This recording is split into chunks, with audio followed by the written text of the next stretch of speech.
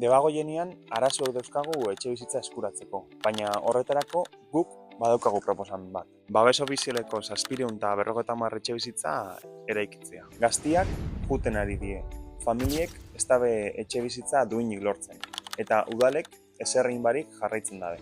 Ekintzarik esak aukera barik usten gaitxue. 6 urte igaro die etxebizitzaren eraikuntzan aurrerapenik egin barik.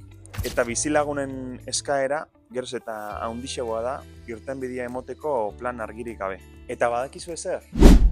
Bilduk konponbidei buruz berba itzen daben bitxartian, geure gaztiek alde egin behar dabe. Debagoienean erosteko edo alokatzeko aukerarik ez daukelako. Hori ez da krisi bat, hori porrota da.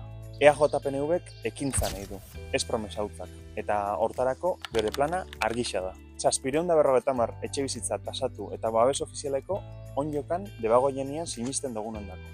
Herritxarrak inertziaren gainetik jartzeko momentua da, eta hortarako EAJ-PNVek badauka proiektua eta gaitasun.